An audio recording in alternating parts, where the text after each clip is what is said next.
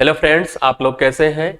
YouTube channel study के पर आज हम लोग प्रैक्टिस करेंगे पर्वत, दर्रा, पठार, नदियां, झील, वन एवं वनस्पति, मिट्टी, बंदरगाह। इससे संबंधित जो फैक्ट बनेंगे उनको नोट डाउन करेंगे। जैसे क्वेश्चन में है, भारत की सबसे ऊंची पर्वत चोटी K2 गाडविन ऑस्टिन किस पर्वत श्रेणी पर स्थित है। अगर पूछेगा तो क्या बताएंगे, काराकोरम पर्वत श्रेणी पर स्थित है। इसकी ऊंचाई कितनी है, 8611 मीटर है। अगर प्रश्न करे कि अरावली की सबसे ऊंची पर्वत चोटी क्या है, तो बताएंगे क्या, गुरु शिखर है। क्या है, गुरु शिखर। किस पहाड़ी पर है, तो बताएंगे क्या, माउंट आबू पहाड़ी पर है। इसी माउंट आबू पहाड़ी पर दिलवाड़ा का जैन मंदिर स्थित है। अगर प्रश्न करे कि सतपुड़ा की सबसे ऊंची पर्वत चोटी क्या है, तो बताएंगे क्या, धूपगढ़ी है। क्या है, धूपगढ़ी है। किस पहाड़ी पर है, तो बताएंगे महादेव पहाड़ी पर स्थित है। किस पहाड़ी पर, महादेव। अगर पश्चिमी घाट पर पूछे तो पश्चिमी घाट की सबसे ऊंची पर्वत चोटी क्या है, तो क्या बताएंगे, अनाईमुडी है। अनाईमुडी किस पहाड़ी पर है, तो बताएंगे क्या, अन्नामलाई पहाड़ी पर है। किस पहाड़ी पर है, अन्नामलाई। ध्यान रखेंगे, अन्नामलाई पहाड़ी पर है। ये दक्षिण भारत की सबसे ऊंची चोटी है। क्या, अनाईमुडी। नेक्स्ट बढ़ते हैं हम लोग। जैसे इस चित्र में भारत के पूरे पर्वत चोटियों को कवर किया गया है, इंपॉर्टेंट, और पर्वतों को, पर्वत और पर्वत चोटियों को कवर किया गया है। हम लोग एक बार देख लेते हैं। जैसे एक ऊपर क्या दिखाई पड़ रहा है, एक काराकोरम पर्वत श्रेणी है। क्या है, काराकोरम है। अगर प्रश्न करे कि सबसे उत्तरी पर्वत श्रेणी कौन सी है भारत की, तो क्या बताएंगे, काराकोरम पर्वत श्रेणी है। इसी पर K2 है। इसी पर क्या है, K2 है, 8611 मीटर, जो भारत की सबसे ऊंची चोटी मानी जाती है। काराकोरम के बाद आता है लद्दाख पर्वत श्रेणी। लद्दाख के बाद क्या आता है, जास्कर पर्वत श्रेणी। ये तीन श्रेणियां हैं, क्रम से ध्यान रखेंगे, काराकोरम, लद्दाख, जास्कर। इसको चाइना में कैलाश पर्वत के नाम से जाना जाता है। तिब्बत चाइना में किस नाम से जानते हैं, कैलाश के नाम से जानते हैं, कैलाश पर्वत। इसको भी ध्यान रखेंगे। हम बात करते हैं इससे संबंधित जो प्रश्न पूछेगा, ट्रांस हिमालय के अंतर्गत इसे माना जाता है। जैसे हिमालय को चार भागों में सामान्यतः बांट सकते हैं। एक तो ट्रांस हिमालय, काराकोरम, लद्दाख, जास्कर को ट्रांस हिमालय कहा जाता है। वहीं बृहद हिमालय की बात करें तो ये बृहद हिमालय जम्मू कश्मीर से लेकर के कहां तक, अरुणाचल प्रदेश तक फैला है। अरुणाचल प्रदेश नामचा बरवा तक फैला है। इसे हम लोग क्या कहते हैं, इस लाइन ऊपर वाले पर्वत को, ये सबसे ऊंचाई इसकी सर्वाधिक है, इसकी बृहद हिमालय की। इसको विभिन्न नामों से जानते हैं। इसको बृहद हिमालय, हिमाद्र हिमालय, ग्रेटर हिमालय, महान हिमालय, सर्वोच्च हिमालय इत्यादि के नाम से जानते हैं। इसी सर्वोच्च, ग्रेटर, बृहद हिमालय पर टॉप 10 विश्व की सबसे ऊंची पर्वत चोटियां इसी पर स्थित हैं। किस पर, बृहद हिमालय पर स्थित है। जैसे विश्व की सबसे ऊंची पर्वत चोटी क्या है, माउंट एवरेस्ट। पूछेगा किस पर्वत श्रेणी पर है, तो बताएंगे क्या, यह हिमालय पर्वत श्रेणी पर है। और हिमालय के किस भाग पर है, तो बताएंगे क्या, यह बृहद हिमालय पर है। क्या है, ये लाइन क्या है, ऊपर वाली बृहद हिमालय है, बृहद हिमालय पर है। वहीं इसके बाद आता है तीसरा, लघु या मध्य हिमालय। इसके बाद जो लाइन आप देख रहे हैं, ये क्या है, लघु या मध्य हिमालय है। इसे हम लोग क्या कह रहे हैं, लघु या मध्य हिमालय कहते हैं। चौथा आता है शिवालिक श्रेणी या बाह्य हिमालय। शिवालिक श्रेणी, इधर हिमालय क्या है, ज्यादा चौड़ा है, इधर हिमालय क्या है, सकरा होता गया है। लास्ट को हम क्या कह रहे हैं, शिवालिक श्रेणी या बाह्य हिमालय कह रहे हैं। इसे कह रहे हैं बृहद हिमालय, सर्वोच्च हिमालय, ग्रेटर हिमालय, महान हिमालय, हिमाद्री हिमालय। इसके नीचे क्या है, मध्य हिमालय या उप हिमालय। और इसके नीचे क्या है, बाह्य हिमालय या शिवालिक श्रेणियां हैं। शिवालिक श्रेणियां की ऊंचाई सबसे कम है, उससे ज्यादा मध्य हिमालय की है। और सबसे ऊंचाई किसकी ज्यादा है, तो हम बताएंगे क्या, महान हिमालय, ग्रेटर हिमालय की है। अब बात करते हैं इससे संबंधित जो प्रश्न बनेंगे, हिमालय से संबंधित जो प्रश्न बनेगा, अगर पूछे नवीन पर्वत श्रेणी कौन सी है तो क्या बताएंगे, हिमालय पर्वत श्रेणी बताएंगे। अगर पूछे वलयदार पर्वत का उदाहरण कौन है तो यही बताएंगे। मोड़दार पर्वत आएगा तो यही उत्तर बताएंगे, नवीन पर्वत, वलयदार पर्वत, मोड़दार पर्वत, सारे का एग्जाम्पल क्या रहेगा, हिमालय पर्वत बताएंगे। अगर प्रश्न करे कि हिमालय पर्वत की सबसे पश्चिमी चोटी कौन सी है तो क्या बताएंगे, हिमालय की सबसे पश्चिमी पर्वत चोटी क्या है तो बताएंगे नंगा पर्वत है। क्या है, नंगा पर्वत बताएंगे। याद रहना चाहिए, हिमालय की सबसे पश्चिमी पर्वत चोटी क्या है, नंगा पर्वत। अगर पश्चिमी के बाद अगर पूर्वी पूछेगा तो क्या बताएंगे, हिमालय की सबसे पूर्वी पर्वत चोटी क्या है तो बताएंगे नामचा बरवा। नामचा बरवा कहां है, हम यह कह सकते हैं चीन और अरुणाचल प्रदेश में पड़ता है। अरुणाचल प्रदेश प्लस चीन, चीन प्लस अरुणाचल प्रदेश में यह भाग पड़ता है, ध्यान रखेंगे। हिमालय पर्वत की सबसे पश्चिमी पर्वत चोटी क्या है, नंगा पर्वत। से पूर्वी पर्वत चोटी क्या है, नामचा बरवा है। और पर्वत चोटियों को हम लोग याद कर लेते हैं, एक केटू याद कर लेंगे, केटू जो काराकोरम पर्वत श्रेणी पर है। बात करते हैं इस जगह से, एक पर्वत चोटी देख रहे हैं कंचनजंगा। वैसे कंचनजंगा भारत की दूसरी सबसे ऊंची चोटी है। पहली क्या है, केटू है, दूसरी सबसे ऊंची चोटी क्या है, कंचनजंगा है, जो 8,598 मीटर ऊंची है। 8,598 मीटर ऊंची है कहां है, अगर प्रश्न आए कि कंचनजंगा पर्वत चोटी कहां है तो बताएंगे क्या, सिक्किम प्लस नेपाल में है। ज्यादातर आपसे प्रश्न में पूछेगा क्या, सिक्किम में है, तो आप उत्तर क्या लगाएंगे, सिक्किम लगाएंगे। इसका भाग सिक्किम में भी पड़ता है और नेपाल में भी पड़ता है। और इसके बाद अगर बात करें, इसके बाद आता है मकालू। मकालू, ये जो पर्वत चोटी देख रहे हैं ये कौन सी है, इसका नाम है मकालू। अगर प्रश्न करे कि मकालू किस हिमालय पर स्थित है, हिमालय पर तो है ये है, तो आप क्या बताएंगे, या बृहद हिमालय पर स्थित है, या सर्वोच्च हिमालय, या ग्रेटर, या हिमाद्री हिमालय पर स्थित है। जो हम लोग चोटियों की बात कर रहे हैं वो बृहद, सर्वोच्च, या ग्रेटर, या हिमाद्री हिमालय ही उत्तर होगा, चाहे कंचनजंगा पूछे, मकालू पूछे। अब बात करते हैं माउंट एवरेस्ट। माउंट एवरेस्ट हम जानते हैं विश्व की सबसे ऊंची चोटी है, विश्व की सबसे ऊंची चोटी है, सबसे ऊंची है। इससे संबंधित जो प्रश्न बनते हैं, इसकी ऊंचाई क्या है, 8,849 मीटर। इसे नेपाल में किस नाम से जाना जाता है, माउंट एवरेस्ट को, ये इंपॉर्टेंट प्रश्न है। तो नेपाल में इसे हम क्या कहते हैं, नेपाल में सागर माथा के नाम से जानते हैं।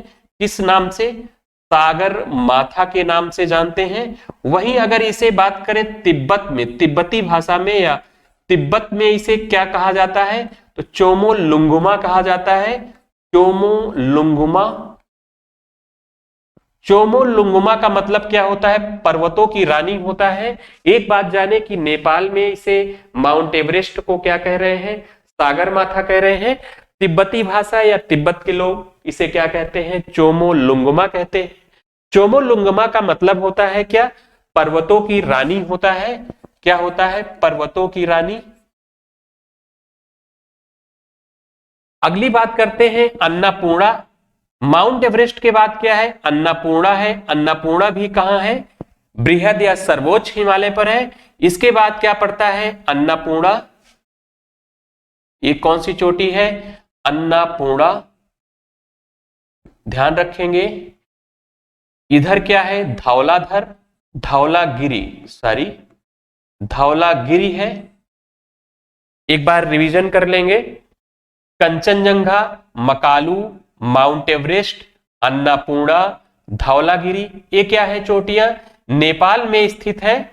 एक कंचनजंगा जो सिक्किम और नेपाल दोनों में है। बाकी ये चोटियां क्या है, नेपाल में स्थित है, जो कहां है, बृहद हिमालय पर है। उसके बाद बात करते हैं, ये आपका भाग क्या दिखाई पड़ रहा है, उत्तराखंड है। क्या है? उत्तराखंड है। उत्तराखंड की 3 चोटियां हैं, बहुत पूछी जाती हैं, इनको भी याद रखेंगे। कौन कौन सी चोटियां हैं जो याद करने योग्य हैं? जैसे हम लोग याद कर लेंगे क्या, एक तो नंदा देवी याद कर लेंगे, नंदा देवी, त्रिशूल, कामित याद कर लेंगे। नंदा देवी, त्रिशूल, कामित नामक पर्वत चोटियां कहां स्थित हैं? तो क्या बताएंगे? ये तीनों चोटियां उत्तराखंड में स्थित है। कहां? उत्तराखंड में स्थित है। कहां? उत्तराखंड में स्थित है तीनों। शायद इससे संबंधित जो प्रश्न बनेगा आप हल कर ले जाएंगे। हम लोग हिमालय से संबंधित कुछ बातें और कर लेते हैं। जैसे अगर बात की जाए, जो प्रश्न आएंगे इससे संबंधित, हिमालय को प्रादेशिक या नदियों के आधार पर विभाजन, इससे भी संबंधित प्रश्न बना सकता है। जैसे हम लोग बात कर लेते हैं इस पर। यहां हम जानते हैं कि इस पार्ट में कैलाश मानसरोवर झील स्थित है। हम कह सकते हैं कैलाश मानसरोवर झील, या हम कह सकते हैं क्या, राकसताल झील। वहां से एक नदी निकलती है जिसका नाम है सतलज नदी, और सिपकीला दर्रे से एंट्री करती है। जो ये देख रहे हैं दर्रा, कौन सा दर्रा है? सिपकीला दर्रा है। और यहीं से सतलज नदी क्या करती है? एंट्री करती है भारत में। और सिपकीला दर्रा से लेकर ऊपर तक के भाग को किस हिमालय के नाम से जाना जाता है? किस नाम से जाना जाता है? तो हम जानते हैं क्या, उसे कश्मीर या पंजाब हिमालय के नाम से जानते हैं। सिपकीला दर्रे से ऊपर उत्तर की ओर किस हिमालय के नाम से जानेंगे? कश्मीर या पंजाब हिमालय के नाम से जानेंगे। आगे आएंगे तो यहां पर एक काली नदी निकलती है, काली नदी। ये दूसरा मैं निशान लगा दे रहा हूं, काली नदी। नदी का नाम क्या है? काली या शारदा, विभिन्न नामों से जाना जाता है। सिपकीला दर्रा और काली नदी के बीच का जो हिमालय है, इसको किस नाम से जानेंगे? कुमायूं हिमालय के नाम से जानते हैं। सिपकीला दर्रा मतलब अर्थात सतलज नदी और काली नदी के बीच का जो हिमालय है, इसे हम किस नाम से जानते हैं? कुमायूं हिमालय के नाम से जानते हैं। अब आएंगे काली नदी के बाद, यहाँ जेमू ग्लेशियर है। जेमू ग्लेशियर सिक्किम में है। यहां से एक नदी निकलती है, नाम है तिस्ता नदी। हम कह सकते हैं काली नदी से तिस्ता नदी तक के हिमालय को हम लोग क्या कहते हैं? नेपाल हिमालय कहते हैं। काली नदी से तिस्ता नदी तक के हिमालय को क्या बोला जाता है? नेपाल हिमालय बोला जाता है। और तिस्ता नदी से ब्रह्मपुत्र नदी, यहां यांग्याब दर्रे से एंट्री करती है ब्रह्मपुत्र नदी, यांग्याब दर्रे। तो तिस्ता नदी से ब्रह्मपुत्र नदी तक के हिमालय को क्या बोला जाता है? असम हिमालय के नाम से जानते हैं। इधर क्या हुआ, इतना हिमालय असम हिमालय। इधर तिस्ता से काली नदी तक नेपाल हिमालय। काली नदी से सतलज नदी तक हम लोग क्या जानते हैं? कुमायूं हिमालय। और सतलज नदी से उत्तर की ओर या सिंधु नदी तक हम क्या इसे बोलते हैं? कश्मीर या पंजाब हिमालय के नाम से जानते हैं। इससे संबंधित क्या प्रश्न आएगा मैं बता दूं। तो जैसे ये नेपाल हिमालय, नेपाल हिमालय जगह नहीं है। यहां पर असम हिमालय, असम हिमालय।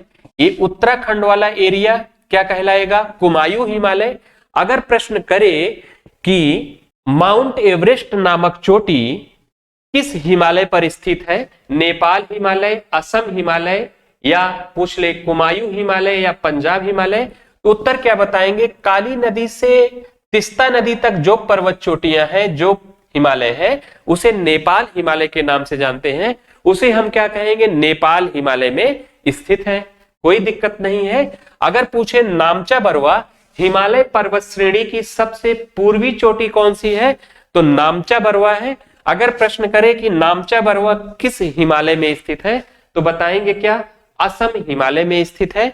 इतनी बात ध्यान रखेंगे। हम लोग नेक्स्ट बढ़ते हैं, दूसरी पर्वत चोटी की बात कर लेते हैं। यहीं पर एक पर्वत श्रेणी है, अरावली पर्वत श्रेणी है, जो हम जानते हैं अपशिष्ट पर्वत का उदाहरण है। कहने का मतलब है ये पर्वत अब घट रहा है, क्षीण हो रहा है, घिस रहा है। तो अपशिष्ट पर्वत का उदाहरण है, घिसा पिटा पर्वत का उदाहरण है, जो क्या हो रहा है? अब क्षीण हो रहा है, घिस रहा है। सबसे प्राचीनतम पर्वत श्रेणियों में माना जाता है किसे? अरावली को। अरावली पर्वत श्रेणी को सबसे प्राचीनतम अगर पूछा जाए, भारत की सबसे प्राचीनतम पर्वत श्रेणी है तो क्या बताएंगे? अरावली। इसकी सबसे ऊंची चोटी क्या है? इसकी सबसे ऊंची चोटी है गुरु शिखर। ध्यान रखेंगे, गुरु शिखर पूछ सकता है कि अरावली पर्वत श्रेणी की सबसे ऊंची चोटी क्या है? गुरु शिखर। किस पहाड़ी पर है अगर पूछेगा तो क्या बताएंगे? माउंट आबू पहाड़ी पर है। किस पहाड़ी पर? माउंट आबू पहाड़ी पर।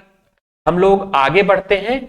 इसके बाद देखिए मिलता क्या है यहां पर, यह है विंध्य श्रेणी। विंध्य श्रेणी, विंध्याचल। विंध्य श्रेणी भारत को दो भागों में बांटती है। एक जो दक्षिण की ओर है दक्षिण भारत, और उत्तर की ओर जो भाग है उसे हम क्या कहते हैं? उत्तर भारत कहते हैं। ये कौन सी श्रेणी है? ये है विंध्य श्रेणी। अगर बात करें, ये जो श्रेणी दिखाई पड़ रही है ये सतपुड़ा पर्वत श्रेणी है। क्या है? सतपुड़ा पर्वत श्रेणी। सतपुड़ा का ये भाग क्या है? ये जो चोटी देख रहे हैं ये कौन सी चोटी है? सतपुड़ा पर्वत श्रेणी की सबसे ऊंची चोटी है, जिसका नाम क्या है? धूपगढ़ी। याद रखेंगे, सतपुड़ा की सबसे ऊंची पर्वत चोटी का क्या नाम है? तो क्या बताएंगे? धूपगढ़ी बताएंगे। और सतपुड़ा को किस पहाड़ी पर है अगर पूछेगा तो पूरा क्या है? ये सतपुड़ा,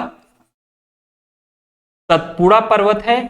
और ये किस पहाड़ी पर है? ये महादेव पहाड़ी पर है। इधर आगे क्या है? मैकाल पहाड़ी। मैकाल पहाड़ी पर ही अमरकंटक पर्वत चोटी है। नाम क्या है? अमरकंटक। अगर पूछे अमरकंटक पर्वत चोटी कहां है तो मैकाल पहाड़ी पर है। इसके आगे देखते हैं तो हमें क्या दिखाई पड़ता है? ये अजंता पर्वत है। अजंता, अजंता की श्रेणियां, अजंता। ये क्या है? गिर की पहाड़ियां हैं। अगर पूछे गिर की पहाड़ियां कहां हैं तो क्या बताएंगे? गिर की पहाड़ियां गुजरात में है। कहां है गिर की पहाड़ी? तो बताएंगे क्या? गुजरात में है। अगर प्रश्न करें कि भारत की सबसे लंबी पर्वत श्रेणी क्या है या एशिया की सबसे लंबी पर्वत श्रेणी क्या है तो बताएंगे क्या? हिमालय पर्वत श्रेणी सबसे लंबी पर्वत श्रेणी है एशिया की। अगर वर्ल्ड की सबसे लंबी पर्वत श्रेणी स्थल पे पूछेगा तो बताएंगे क्या? इंडीज पर्वत श्रेणी विश्व की सबसे लंबी पर्वत श्रेणी है। दूसरे नंबर पर आता है रॉकी, जो उत्तरी अमेरिका में है। रॉकी पर्वत श्रेणी विश्व की दूसरी सबसे लंबी पर्वत श्रेणी है। तीसरे नंबर पर आता है हिमालय पर्वत श्रेणी, यह तीसरी सबसे लंबी पर्वत श्रेणी है। लेकिन अगर विश्व की सबसे ऊंची पर्वत चोटी पूछेगा तो हिमालय पर्वत पर ही विश्व की सबसे ऊंची चोटी माउंट एवरेस्ट स्थित है। अगर बात करें भारत की दूसरी सबसे लंबी पर्वत श्रेणी तो पश्चिमी घाट है। यह भी एक हम कह सकते हैं ब्लॉक पर्वत का उदाहरण है। इससे क्या प्रश्न बनते हैं? इसको सह्याद्री के नाम से भी जानते हैं। पश्चिमी घाट को किस नाम से जानते हैं? सह्याद्री के नाम से भी इसे जानते हैं। अगर इसकी बात करें, जहां पश्चिमी घाट और ये क्या है? पूर्वी घाट है। पूर्वी घाट पर्वत, पश्चिमी घाट और पूर्वी घाट जहां मिलते हैं इसको क्या बोला जाता है? नीलगिरी पहाड़ी बोला जाता है। नीलगिरी, नीलगिरी पहाड़ी कहां स्थित है तो बताएंगे क्या? पश्चिमी घाट, या कह सकते हैं इसे तमिलनाडु में स्थित है। अगर इसका एग्जैक्ट लोकेशन देखा जाए तो यह 3 राज्यों में फैली है नीलगिरी। किसमें किसमें? एक तो कर्नाटक में है, एक केरल में है और तमिलनाडु में। लेकिन ज्यादातर हिस्सा नीलगिरी का तमिलनाडु में पड़ता है, इसलिए नीलगिरी पहाड़ी कहां है? तमिलनाडु में स्थित है। नीलगिरी पहाड़ी की सबसे ऊंची चोटी अगर पूछेगा तो क्या बताएंगे? डोडा बेट्टा बताएंगे। क्या बताएंगे? डोडा बेट्टा नीलगिरी पहाड़ी की सबसे ऊंची चोटी है, जो दक्षिण भारत की दूसरी सबसे ऊंची चोटी है। अगर दक्षिण भारत की सबसे ऊंची चोटी पूछेगा तो क्या बताएंगे? अनाईमुडी बताएंगे।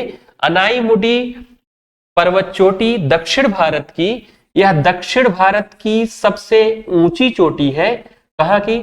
दक्षिण भारत की सबसे ऊंची है और है किस पहाड़ी पर? अगर पहाड़ी का नाम पूछेगा तो क्या बताएंगे? अनाईमुडी अन्नामलाई पहाड़ी पर है। कहां? अन्नामलाई पहाड़ी पर है। दक्षिण भारत की सबसे ऊंची चोटी अनाईमुडी कहां है? अन्नामलाई पहाड़ी पर है। ये जो पहाड़ी देख रहे हैं इधर, ये अन्नामलाई पहाड़ी है, और इधर ये क्या है? कार्डामम की पहाड़ी है। इसे ही इलायची की पहाड़ी बोला जाता है। क्या? इलायची की पहाड़ी। इलायची की पहाड़ी, या हम क्या कहते हैं? कार्डामम भी कहते हैं। कार्डामम की पहाड़ी, कार्डामम की पहाड़ी या इलायची की पहाड़ी सबसे दक्षिणी पहाड़ी है। अगर सबसे दक्षिणी पहाड़ी पूछेगा तो क्या उत्तर बताएंगे? इलायची की पहाड़ी बताएंगे। और अन्नामलाई पहाड़ी पर दक्षिण भारत की सबसे ऊंची चोटी अनाईमुडी स्थित है। दूसरी सबसे ऊंची क्या है? डोडा बेट्टा है, ये पहली है। हम बात करते हैं पूर्वी घाट से, कुछ ज्यादा प्रश्न नहीं आते हैं। जैसे हम मेघालय की बात करेंगे तो 3 पहाड़ियां हैं, गारो, खासी, जयंतिया। अगर प्रश्न करे कि गारो, खासी और जयंतिया पहाड़ियां किस राज्य में है तो क्या बताएंगे? यह मेघालय में स्थित है। कहां है? मेघालय में स्थित है गारो, खासी, जयंतिया की पहाड़ी। और हिमालय जब पूरब की ओर मुड़ जाता है तो इसे हम क्या कहते हैं? आराकान योमा श्रेणी कहते हैं। क्या नाम है? आराकान योमा श्रेणी। अगर प्रश्न करे कि म्यांमार और भारत के बीच में या सीमा पर कौन सा पर्वत श्रेणी है तो क्या बताएंगे? आराकान योमा श्रेणी है, जो 2 देशों की अंतरराष्ट्रीय सीमा बनाती है। अगर पूछे नागा पहाड़ी कहां है तो नागा पहाड़ी कहां बताएंगे? नागालैंड में स्थित है। पटकोई पहाड़ी या लुसाई पहाड़ी पूछेगा तो क्या बताएंगे? यह मिजोरम में स्थित है। अगर इस को पूछेगा तो क्या बताएंगे? रामगढ़ की पहाड़ी है। कौन सी पहाड़ी? रामगढ़ की पहाड़ी कहां है अगर पूछेगा तो छत्तीसगढ़ बताएंगे। आप झारखंड के आसपास जाएंगे तो आपको मिलेगी क्या? राजमहल की पहाड़ियां। राजमहल की पहाड़ियां, छोटा नागपुर का पठार झारखंड में ही है। राजमहल की पहाड़ियां, रामगढ़ की पहाड़ियां, इससे संबंधित जो क्वेश्चन बनेंगे आप हल कर ले जाएंगे, पूरा विश्वास। मालवा का पठार कहां स्थित है अगर प्रश्न करे तो बताएंगे क्या? यह मध्य प्रदेश में स्थित है। अगर पूछे कि महाराष्ट्र में कौन सा पठार स्थित है तो महाराष्ट्र में क्या बताएंगे? दक्कन का पठार स्थित है। किसका? दक्कन का पठार कहां है तो ज्यादातर हिस्सा इसका महाराष्ट्र में पड़ता है। अगर छोटा नागपुर का पठार पूछे, छोटा नागपुर का पठार, तो क्या बताएंगे? छोटा नागपुर का पठार झारखंड। अगर पूछे धारवाड़ का पठार पूछे तो क्या बताएंगे? कर्नाटक बताएंगे। नेक्स्ट क्वेश्चन की ओर बढ़ते हैं, हम देख लेते हैं मालवा का पठार कहां है। देख रहे होंगे मालवा का पठार ज्यादातर हिस्सा इसका कहां है? मध्य प्रदेश में है। दक्कन का पठार देख रहे होंगे, दक्कन का पठार कहां है? महाराष्ट्र में। धारवाड़ का पठार कर्नाटक में। छोटा नागपुर का पठार कहां है? झारखंड में स्थित है। सांभर झील कहां स्थित है अगर प्रश्न करें तो क्या बताएंगे? राजस्थान में स्थित है। अगर सांभर झील से एक प्रश्न और पूछे कि भारत की सबसे खारी झील क्या है, भारत की सबसे खारी, तो क्या बताएंगे? सांभर बताएंगे। सांभर झील भारत की सबसे खारी झील है। यहां से नमक का प्रोडक्शन बहुत होता है, नमक का उत्पादन इस झील से बहुत होता है। अगर प्रश्न करें कि भारत की सबसे बड़ी खारे पानी की झील तो क्या हो जाएगा? चिल्का झील बताएंगे। चिल्का झील, चिल्का झील कहां है? ओडिशा में स्थित है। ओडिशा में चिल्का झील क्या है? भारत की सबसे बड़ी खारे पानी की झील चिल्का। और भारत की सबसे खारी झील सांभर झील है। अगर केरल में पूछे कौन सी झील है तो बताएंगे क्या? पेरियार झील है, बेम्बनाड झील है, बेम्बनाड झील है, अष्टमुदी झील है। ये सब इंपॉर्टेंट है, तीनों ध्यान रखेंगे। पेरियार, बेम्बनाड, अष्टमुडी झील कहां है तो बताएंगे क्या? केरल में है। वहीं मणिपुर की लोकटक झील बहुत पूछी जाती है, इसको भी ध्यान रखेंगे। लोकटक झील कहाँ है? मणिपुर में। और इसी में केबुल लामजाओ एक राष्ट्रीय उद्यान है, केबुल लामजाओ, जो एक तैरता हुआ राष्ट्रीय उद्यान है, इसी लोकटक झील का हिस्सा है केबुल लामजाओ राष्ट्रीय उद्यान। आंध्र प्रदेश की झील क्या है? एक झील है कोलेरू झील, जो गोदावरी और कृष्णा नदी के बीच में स्थित है, कोलेरू झील। और एक झील पुलिकट झील है, पुलिकट झील। फिलहाल ये पुलिकट झील तमिलनाडु और आंध्र प्रदेश के बॉर्डर पर है, लेकिन 84% हिस्सा इसका आंध्र प्रदेश में ही है, इसलिए पुलिकट झील हम कहा मानेंगे? आंध्र प्रदेश में है। अगर बात करें जम्मू कश्मीर में कौन सी झील है? जम्मू कश्मीर, अगर पूछे भारत की सबसे बड़ी मीठे पानी की झील तो क्या बताएंगे? बुलर झील बताएंगे। अगर पूछे लोनार झील कहां है? लोनार झील, तो क्या बताएंगे? यह झील महाराष्ट्र में है, लोनार झील। बनिहाल दर्रा कहां स्थित है? पूछे तो बताएंगे क्या? जम्मू कश्मीर में स्थित है। जम्मू कश्मीर में प्रमुख रूप से दो दर्रे हैं, एक पीर पंजाल दर्रा, पीर पंजाल, दूसरा क्या है? बनिहाल दर्रा। इसको हम याद कैसे कर लेंगे? बाप से याद कर लेंगे, बाप से याद कर लेंगे। लद्दाख में जो दर्रे हैं, जैसे याद कर लेंगे इसको, चाबी का जोखा, चा से याद कर लेंगे चांगपा दर्रा। पूछे चांगपा दर्रा कहां है तो बताएंगे लद्दाख। बुर्जिल दर्रा, काराकोरम दर्रा, जोजिला दर्रा, खारदुंगला दर्रा, ये दर्रे कहां हैं? लद्दाख में। अगर हिमाचल प्रदेश के दर्रे पूछे तो आप शिरोबा से बताइएगा, सिरोबा से याद कर लेंगे। सिरोबा से शिपकीला दर्रा, शिपकीला, रो से रोहतांग दर्रा, बा से बारालाचा दर्रा। ये दर्रे कहां हैं? हिमाचल प्रदेश में है। ये ट्रिक के माध्यम से याद कर लेंगे, याद रह जाएगा। उत्तराखंड के दर्रे याद कर लेंगे, नीलिमा से याद कर लेंगे। नीलिमा उत्तरी पानी में, उत्तरी से उत्तराखंड। नी से हो जाएगा नीति दर्रा, ली से लिपुलेख दर्रा, लिपुलेख दर्रा, मा से माना दर्रा। ये क्या? ये दर्रे कहां है? उत्तराखंड में है। हम दर्रों की बात कर लेते हैं मैप में। हम लोग बात करेंगे, हम लोग उत्तराखंड के दर्रे पढ़ चुके हैं, हम बात करेंगे सिक्किम के प्रमुख दर्रे। तो सिक्किम के प्रमुख दर्रों में दो दर्रे हैं। एक तो क्या है? हम जैना से इसे याद कर लेंगे ट्रिक के माध्यम से। दो दर्रे हैं, एक तो जयलिपला दर्रा, जयलिपला। दूसरा क्या है? नाथुला दर्रा, नाथुला दर्रा। जेलिपला और नाथुला दर्रा।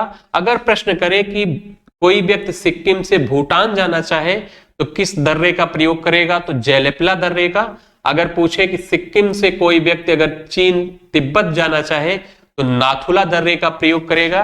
ये जयलिपला दर्रा है, इधर ऊपर क्या है? नाथुला दर्रा है। नेक्स्ट बढ़ते हैं। अरुण ने बो दिया से याद कर लेंगे। बो से हो जाएगा बोमडीला दर्रा, बोमडीला दर्रा। दी से हो जाएगा दिफू दर्रा, दिफू दर्रा। या से हो जाएगा यांगयाब दर्रा, यांगयाब दर्रा। तीनों दर्रे कहां हैं? अरुणाचल प्रदेश में है। इस जगह पर आपको मिलेगा क्या?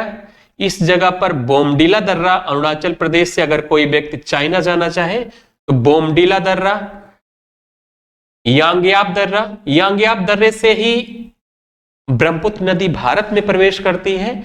इसके बाद दिफू दर्रा आता है।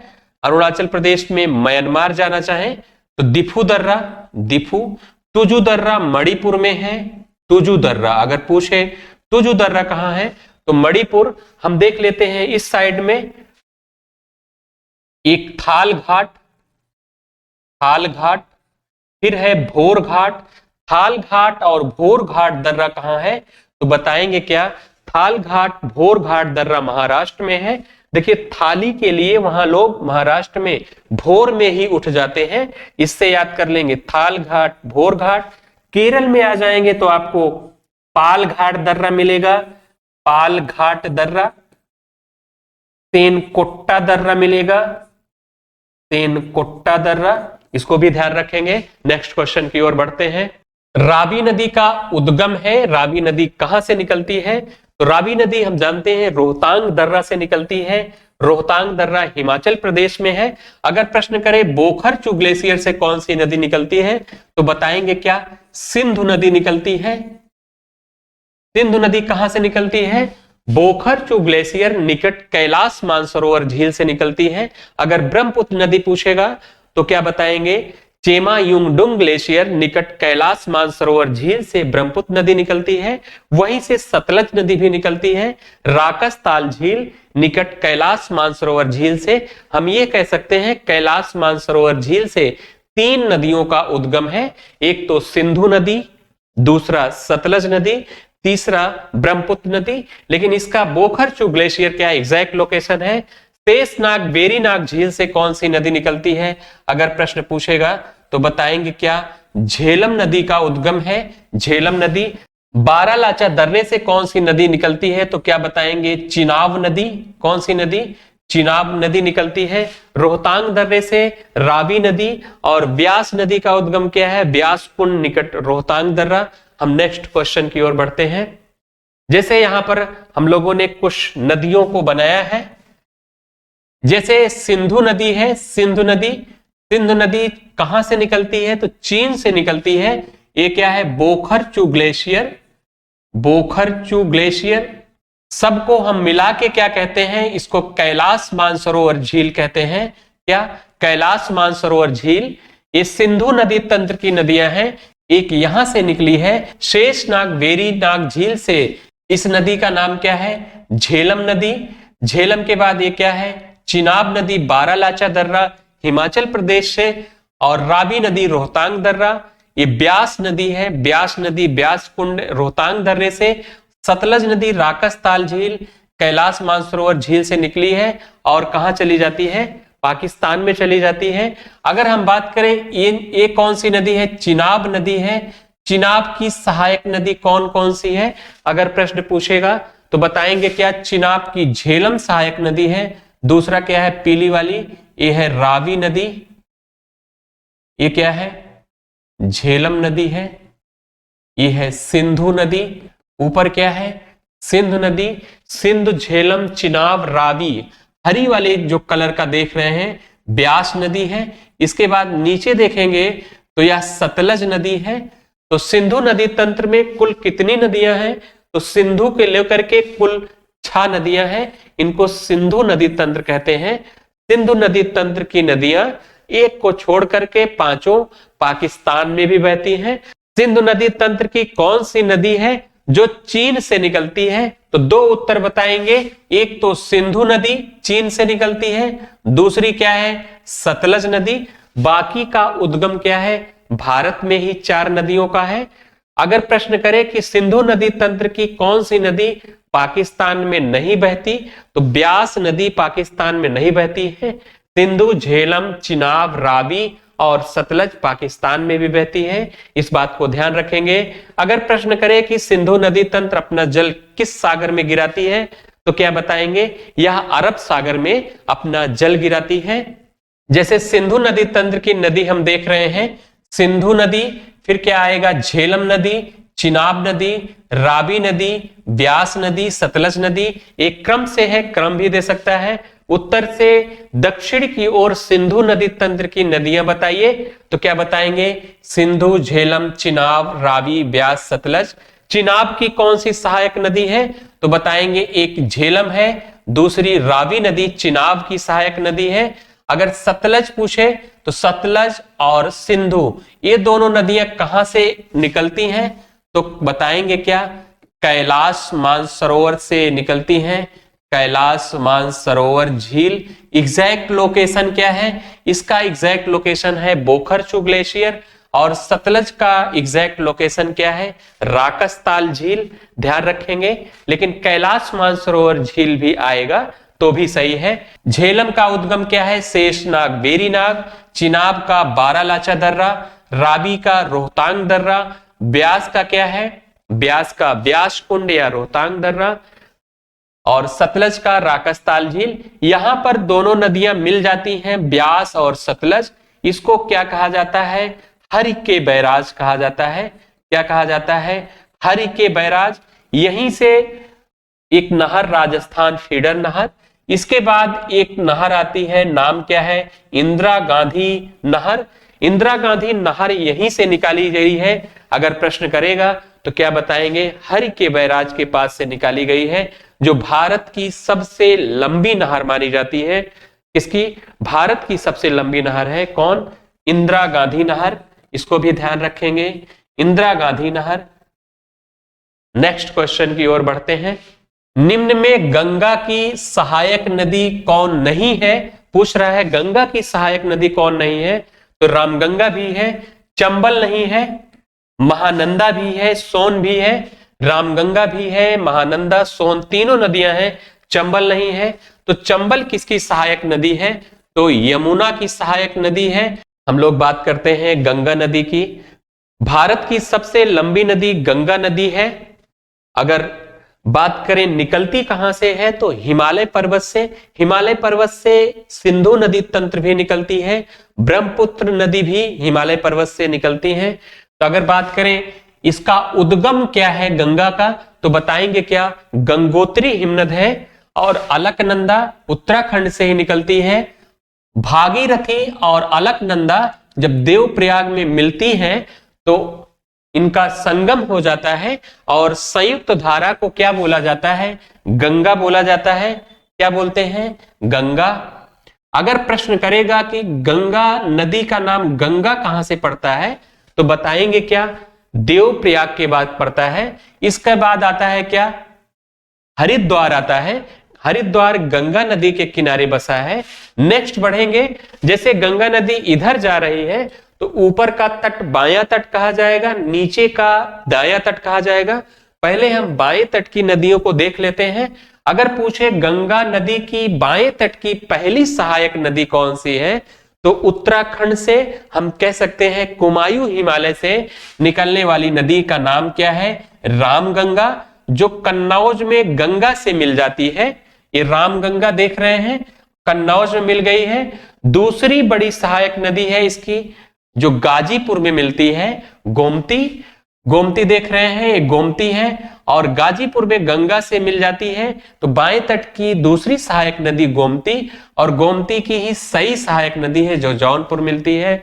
अगली नदी है घाघरा, जो बिहार में गंगा से मिलती है, और घाघरा की ही सहायक नदी है दाहिने तट की काली या शारदा नदी, बाएं तट की है राप्ती नदी। गोरखपुर राप्ती नदी के किनारे ही बसा है राप्ती नदी, और यह छपरा में, घाघरा नदी गंगा में छपरा में मिल जाती है, और संयुक्त धारा को गंगा ही कहते हैं। हम बढ़ेंगे आगे, गंडक नदी।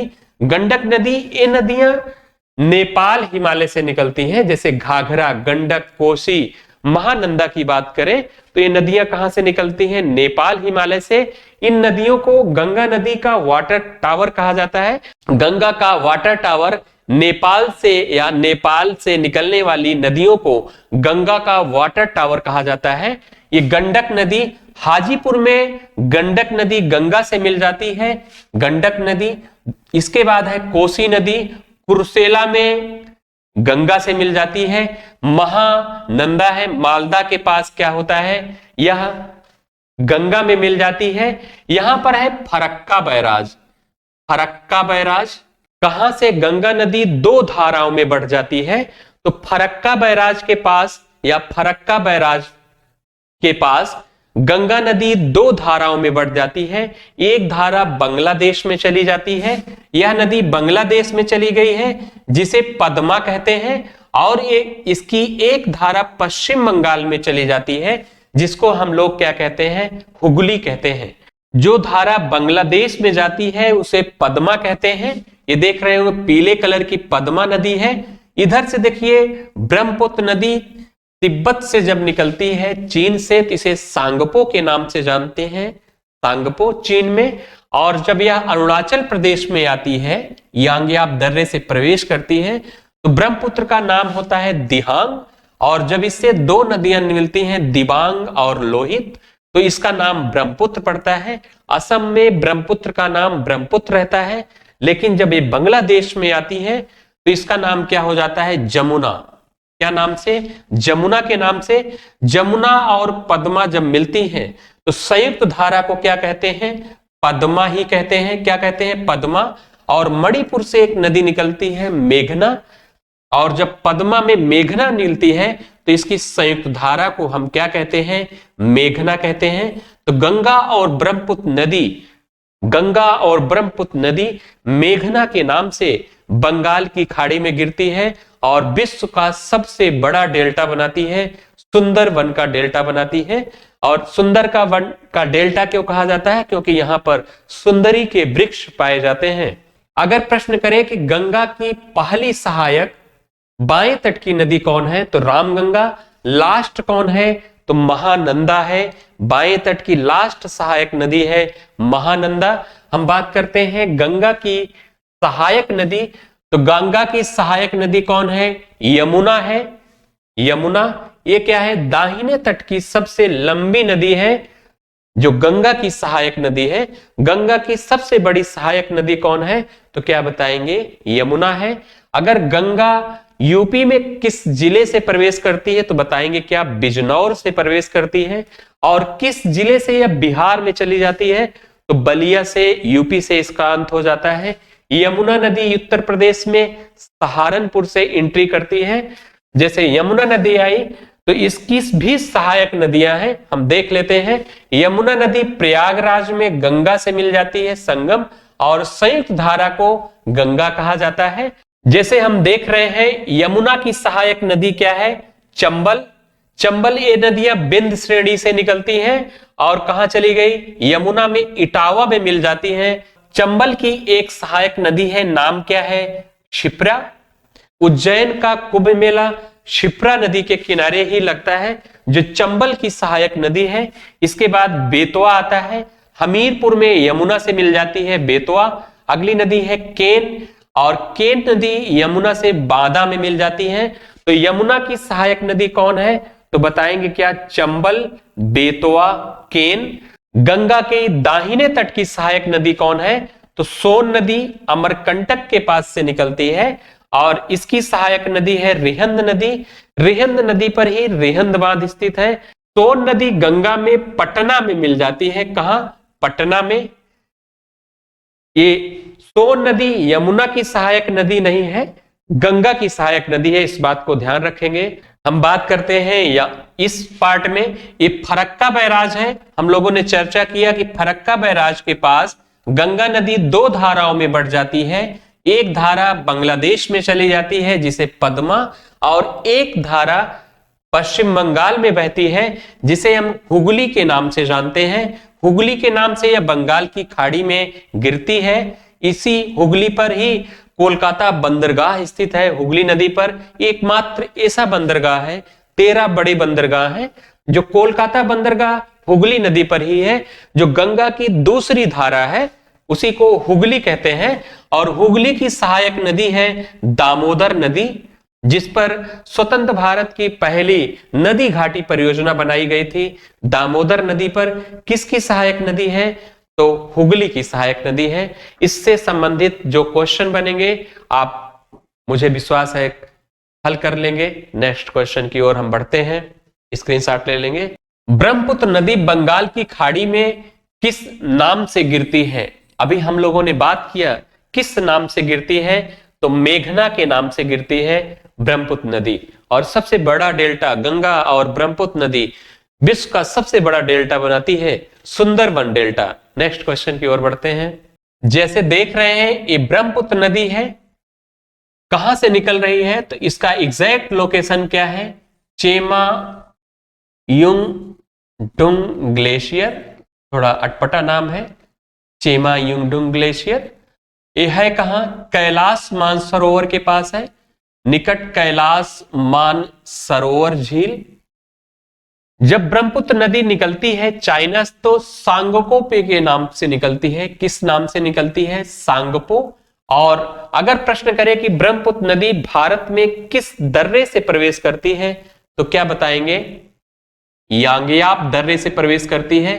कौन सा दर्रा है? यांगयाप। इसको एग्जाम में पूछ सकता है, किस दर्रे से प्रवेश करती है? तो यांगयाप दर्रे से प्रवेश करती है। सांगोपो के नाम से भारत में यह एंट्री करती है अरुणाचल प्रदेश में। इसे दिहांग के नाम से जाना जाता है। नदी का नाम क्या रहेगा? दिहांग। इस नदी का 4-5 बार नाम बदलता है, इसलिए प्रश्न बनते हैं, ध्यान रखेंगे। इससे असम की घाटी में जब यह प्रवेश करती है तो एक इससे नदी निकलती है दिबांग और एक नदी निकलती है लोहित, इससे मिलती है, संगम बनाती है। यहीं से इसका नाम असम की घाटी में जब असम में प्रवेश करती है तो उस टाइम इसका नाम बदलता है, दिहांग से क्या हो जाता है? ब्रह्मपुत्र। और लोहित पर ही भारत का सबसे लंबा पुल बना है, भूपेन हजारिका सेतु। अगर पूछे भूपेन हजारिका सेतु किस नदी पर है तो क्या बताएंगे? लोहित नदी पर। लोहित किसकी सहायक नदी है? तो किसकी है? ब्रह्मपुत्र की। कितना लंबा पुल है? तो 9.15 किलोमीटर लंबा पुल है। जब ये असम में आती है तो इसका नाम ब्रह्मपुत्र पड़ता है। यहीं पर एक विश्व का सबसे बड़ा नदी द्वीप बनाती है। क्या? नदी द्वीप। विश्व का सबसे बड़ा नदी द्वीप कौन बनाती है? तो अगर विश्व का सबसे बड़ा नदी द्वीप पूछेगा कौन बनाने वाली नदी है तो क्या बताएंगे? ब्रह्मपुत्र है। विश्व का सबसे बड़ा नदी द्वीप बनाती है। उस नदी द्वीप का नाम क्या है? माजुली नदी द्वीप। नाम क्या है? माजुली नदी द्वीप। ये नदी द्वीप है, ना कि द्वीप। द्वीप अगर पूछेगा तो सबसे बड़ा ग्रीनलैंड है। अगर नदी द्वीप पूछेगा तो माजुली नदी द्वीप विश्व का सबसे बड़ा नदी द्वीप है। अब ब्रह्मपुत्र नदी जब बांग्लादेश में प्रवेश करती है तो इसका नाम जमुना हो जाता है। और ये गंगा देख ही रहे हैं, पद्मा और जमुना जब मिलती हैं तो संयुक्त धारा को पद्मा बोलते हैं। जब इसे मेघना मिल जाती है पद्मा से, संयुक्त धारा को हम मेघना बोलते हैं। गंगा और ब्रह्मपुत्र नदियां बंगाल की खाड़ी में मेघना के नाम से गिरती हैं। निम्न में कौन सी नदी खंभात की खाड़ी में नहीं गिरती है? ऐसी कौन सी नदी है जो खंभात की खाड़ी में नहीं गिरती है? साबरमती गिरती है, माही भी, नर्मदा भी। तो स्वर्ण रेखा ये नहीं गिरती है। ये तीनों खंभात की खाड़ी में गिरती है। तो स्वर्ण रेखा कहां? बंगाल की खाड़ी में गिरती है। बंगाल की खाड़ी, इसको ध्यान रखेंगे, बंगाल की खाड़ी में गिरती है। जैसे अभी तक हम लोगों ने पढ़ा सिंधु नदी तंत्र की नदियां कहां जा रही थी? अरब सागर में गिर रही थी। अगर पूछे सिंधु नदी तंत्र से संबंधित जो सिंधु को लेकर के 6 नदियां हैं, अपना जल कहां गिराती हैं? तो क्या बताएंगे? अरब सागर में गिराती हैं। अगर पूछे लूनी नदी जो राजस्थान में बहती है, नाग पहाड़ी से निकलती है, अपना जल कहां गिराती है? एक ऐसी नदी है जो सागर में नहीं जाती है, कच्छ के रन में गायब हो जाती है। कहां? एक कच्छ का रन है, दलदल है, इसी में गुजरात में है कच्छ का रन, यही गायब हो जाती है लूनी नदी। ये देख रहे हैं पीले कलर की, ये क्या है? साबरमती है। साबरमती, साबरमती आश्रम की स्थापना जानते ही हैं। तो यह खंभात की खाड़ी में गिरती है। अगली है माही नदी, मेहत झील के पास से निकलती है और यह खंभात की खाड़ी में ये भी गिरती है। एक प्रश्न माही से और आता है कि कर्क रेखा को 2 बार कौन सी नदी काटती है? तो क्या बताएंगे? माही बताएंगे। जैसे कर्क रेखा ये आएगी ना तो माही 2 बार काटेगी, एक बार इधर काटेगी, एक बार इधर काटेगी, इसलिए माही को 2 बार कर्क रेखा काटने वाली नदी कहा जाता है। इन नर्मदा देख रहे हैं, नर्मदा नदी है। नर्मदा जो अमरकंटक से निकलती है, कहां से उद्गम है? अमरकंटक चोटी से है और यह भ्रंश घाटी में बहती है। इसे भ्रंश क्यों कहा जाता है?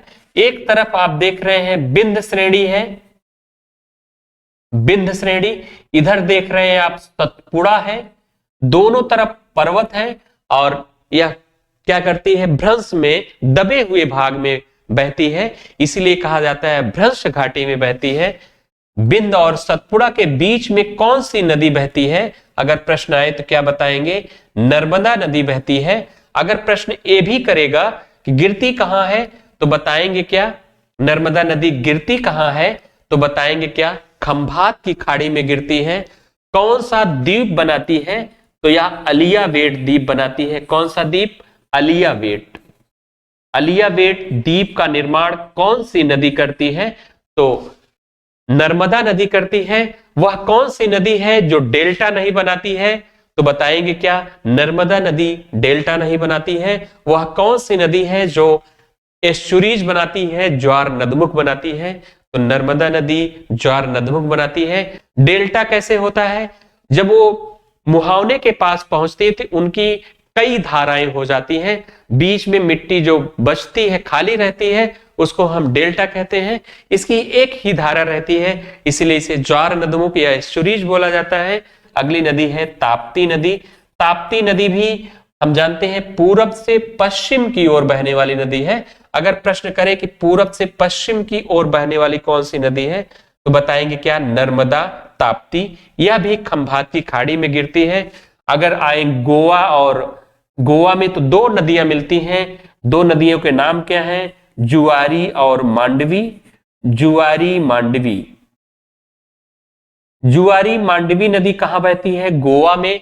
अपना जल कहां गिराती है, तो क्या बताएंगे, अपना जल कहां गिराती है, तो बताएंगे क्या, अरब सागर में गिराती है। इसके बाद आते हैं शरावती नदी। शरावती नदी कर्नाटक में बहती है, जो अरब सागर में अपना जल गिराती है। पेरियार नदी कहां की है, तो पेरियार नदी केरल में बहती है, ये भी अरब सागर में गिरती है। यह कह सकते हैं पूरब से पश्चिम की ओर बहती है। तो अरब सागर में अगर प्रश्न करे कौन कौन सी नदी अरब सागर में गिरती है, तो क्या बताएंगे, अरब सागर में गिरने वाली नदियां कौन सी हैं, तो बताएंगे क्या, पेरियार, शरावती, मांडवी गोवा की, जुआरी गोवा की, ताप्ती, नर्मदा, माही, साबरमती।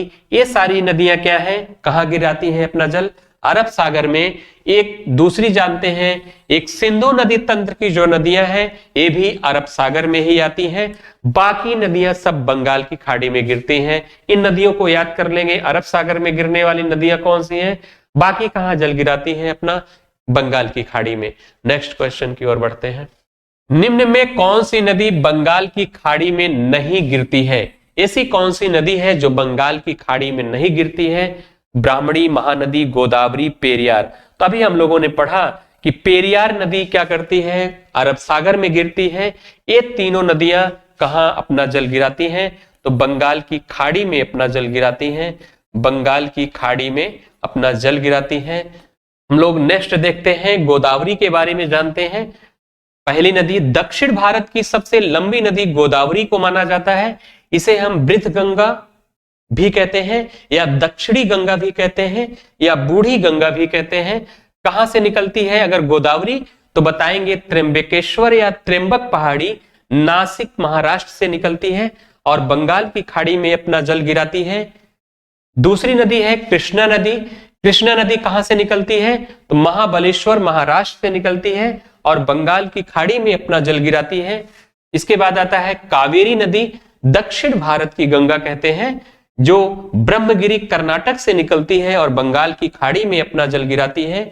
इसके बाद एक छोटी नदी आता है बैगई, बैगई। इसके बाद आता है ताम्रपाणी, ताम्रपाणी। अगर पूछे भारत की सबसे दक्षिणी नदी कौन सी है, तो ताम्रपाणी है। इसके बाद बैगई, फिर कावेरी, कृष्णा, गोदावरी, एक क्रम है इसका। अगर इन दोनों को ना पूछे सबसे दक्षिणी क्या है, तो कावेरी है। इसे ही दक्षिण भारत की गंगा हम कहते हैं। अगर बात करें छत्तीसगढ़ से निकलने वाली एक नदी है महानदी, महानदी। तो महानदी पर ही हीराकुंड बांध, भारत का सबसे लंबा बांध हीराकुंड बांध स्थित है, जो बंगाल की खाड़ी में गिरती है। इस नदी का नाम क्या है, महानदी, महानदी। इसके बाद आते हैं, ये छोटी सी नदी है ब्राह्मणी, ब्राह्मणी। ब्राह्मणी नदी के द्वारा ही एक द्वीप का निर्माण हुआ है, अब्दुल कलाम द्वीप, जहां से मिसाइलों के परीक्षण किए जाते हैं। इस द्वीप का निर्माण किस नदी के द्वारा हुआ है, क्योंकि नदियां गाद लाती हैं, गाद से द्वीपों का निर्माण हो जाता है। अगला है स्वर्णरेखा नदी। वेरी इंपॉर्टेंट है, स्वर्ण रेखा से बहुत प्रश्न बनाता है। स्वर्ण रेखा कहाँ गिरती है? तो बंगाल की खाड़ी में गिरती है। जमशेदपुर इसी नदी के किनारे बसा है। स्वर्ण रेखा छोटा नागपुर पठार से निकलने वाली नदी है स्वर्ण रेखा। कौन सी नदियां बंगाल की खाड़ी में गिरती है? तो गंगा नदी तंत्र, ब्रह्मपुत्र नदी तंत्र, इधर देख रहे हैं गोदावरी, कृष्णा, कावेरी, बह गई ताम्रपाणी, महानदी, ब्राह्मणी, स्वर्णरेखा, ये सारी नदियां बंगाल की खाड़ी में गिरती हैं। और अरब सागर में गिरने वाली नदियों को हम लोगों ने जाना, जैसे सिंधु नदी तंत्र, साबरमती, माही, नर्मदा, ताप्ती, मांडवी, जुआरी, शरावती, पेरियार, ये नदियां अरब सागर में गिरती हैं, जिसको हम लोगों ने पढ़ा। अगर बिहार का शोक पूछे तो क्या बताएंगे? बिहार का शोक कोसी नदी को बोला जाता है। अगर ओडिशा का शोक पूछे तो महानदी बताएंगे। अगर पश्चिम बंगाल का शोक पूछेगा तो दामोदर नदी बताएंगे। नेक्स्ट क्वेश्चन की ओर हम बढ़ते हैं। नाथपा झाकरी बांध किस नदी पर स्थित है? नाथपा झाकरी परियोजना तो ये सतलज नदी पर स्थित है। सतलज पर ही एक परियोजना भाखड़ा नांगल बांध है। भाखड़ा नांगल बांध, भाखड़ा नांगल बांध पूछेगा। भाखड़ा नांगल बांध परियोजना किस नदी पर है? तो बताएंगे सतलज पर। अगर प्रश्न करे कृष्णा नदी पर कौन सी परियोजना है? तो अलमट्टी बांध बहुत पूछा जाता है। अलमट्टी बांध किस नदी पर है? तो क्या बताएंगे? कृष्णा। कृष्णा सागर बांध किस पर है? ये तो नाम से ही जान रहे हैं, कृष्णा सागर। एक है इसमें श्रीशैलम। श्रीशैलम बांध किस नदी पर है? तो क्या बताएंगे? श्रीशैलम कृष्णा नदी पर है। कावेरी पर अगर पूछेगा तो मैटूर बांध किस नदी पर है? तो मैटूर बांध है कावेरी नदी पर। वहीं कल्लनाई बांध पूछे, कल्लनाई, वैसे भारत का सबसे पुराना बांध कल्लनाई को माना जाता है। मैटूर बांध और कल्लनाई बांध किस पर है? कावेरी नदी पर। तवा नदी पर तवा बांध है। तवा परियोजना किस पर है? तो बताएंगे क्या? तवा नदी पर, जो गुजरात में पड़ता है। नेक्स्ट क्वेश्चन की ओर हम बढ़ते हैं। बराकर नदी पर स्थित बांध है तो कौन सा बांध है? तिलैया बांध किस पर है? बराकर नदी पर। यह भी प्रश्न बनता है, तिलैया बांध किस नदी पर है? तो बराकर नदी पर। थीन बांध किस पर है? तो रावी नदी पर है। रावी नदी जो सिंधु नदी तंत्र की सहायक नदी है। श्रीशैलम अभी जाने ही कृष्णा नदी पर है। श्रीशैलम। इडुक्की, इडुक्की और मुल्ला पेरियार बांध किस नदी पर है? तो बताएंगे क्या? पेरियार नदी पर है। किस पर? नदी का नाम क्या है? पेरियार।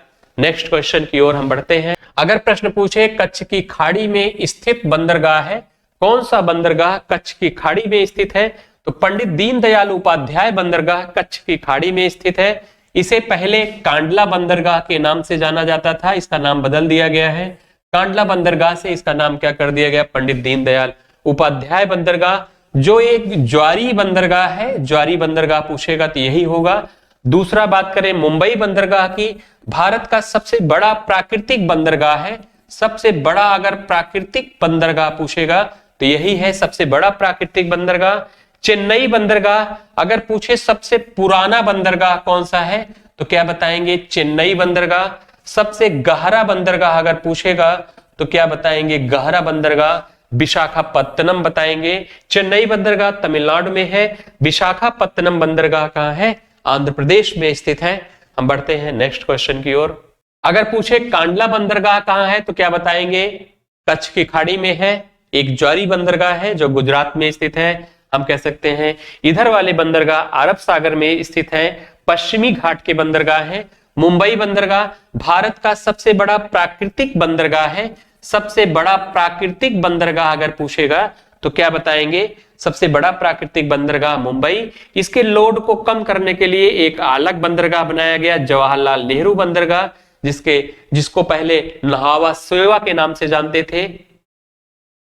मर्मुगाओ बंदरगाह ये गोवा में स्थित है। न्यू मंगलौर बंदरगाह कर्नाटक में है। कोच्चि केरल में है। कोच्चि, न्यू मंगलौर, मर्मुगावा, जवाहरलाल नेहरू बंदरगाह, मुंबई बंदरगाह, कांडला बंदरगाह, ये क्या है? अरब सागर में स्थित बंदरगाह है, पश्चिमी घाट के बंदरगाह है। अगला आते हैं तूतीकोरिन बंदरगाह, तमिलनाडु में स्थित है। इसका नाम बदल दिया गया है, ध्यान रखेंगे। बीओ चिदम्बरनार बंदरगाह चेन्नई बंदरगाह सबसे पुराना बंदरगाह माना जाता है। अगर पुराना पूछेगा तो क्या बताएंगे? चेन्नई बताएंगे। चेन्नई को भार कम करने के लिए इंदौर बंदरगाह बनाया गया है, जो ये भी कहां है? तमिलनाडु में ही स्थित है। भारत का सबसे गहरा बंदरगाह है विशाखापत्तनम, ये कहां है? आंध्र प्रदेश में है। पारादीप बंदरगाह उड़ीसा में है। एकमात्र ऐसा बंदरगाह है भारत का जो नदी बंदरगाह है, नदी बंदरगाह। अगर पूछेगा नदी बंदरगाह कौन सा है तो क्या बताएंगे? नदी बंदरगाह में आप बताएंगे कोलकाता बंदरगाह एक नदी बंदरगाह है जो हुगली नदी के किनारे बसा है। हुगली नदी पर स्थित है। अगला 13वां बंदरगाह है पोर्ट ब्लेयर बंदरगाह, जो अंडमान निकोबार द्वीप समूह के अंतर्गत आता है, पोर्ट ब्लेयर बंदरगाह। नेक्स्ट क्वेश्चन है सर्वाधिक कीमती लकड़ियां किस प्रकार के वनों में पाई जाती हैं? तो किस प्रकार के वनों में पाई जाती हैं? तो हम जाते हैं पर्णपाती वनों में पाई जाती हैं। पर्णपाती वन किसे कहते हैं? जहां वार्षिक वर्षा कितनी हो?